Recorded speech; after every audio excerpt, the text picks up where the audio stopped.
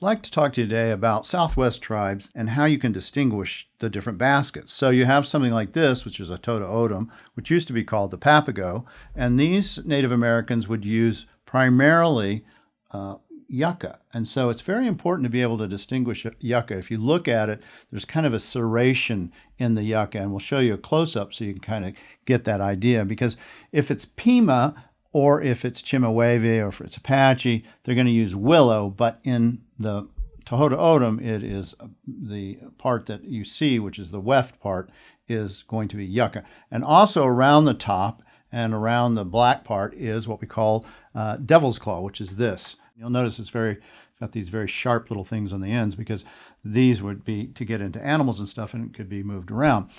And you can imagine how difficult that is to break that up, and this would have been with your teeth primarily to get that kind of brown part. So that's the Tota Odom. You also have Chemehuevi, which is in the Colorado River system, Mojave, so right on the border of California and Arizona.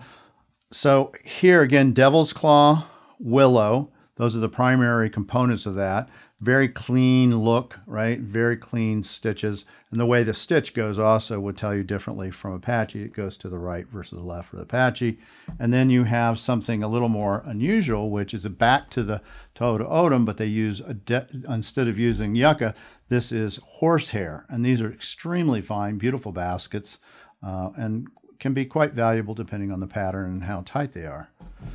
Then you have something like this, which is Pima. This particular piece, you'll notice again, just like the Chemehuevi, uses a willow and a devil claw in their composition. Now, I'm going to do another video later to kind of describe how you can tell the differences, but at least on this component, I want you to be able to really understand the difference of willow versus yucca and some of the things that are used in them. And then finally, you have Apache.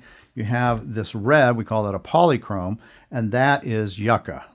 Again, you have the devil's claw, and then you have the white willow. This one would have been done on rods, which is different than the Pima baskets and or the Tota Odom. So that'll give you some idea of what type of materials are used in these baskets. It's very important to know because that's going to help you identify them, because I see lots of times people have African baskets and they also have Pakistani remakes of Native American baskets, and people don't seem to be able to tell. Look at the image of the type of materials used, and that'll tell you what you have.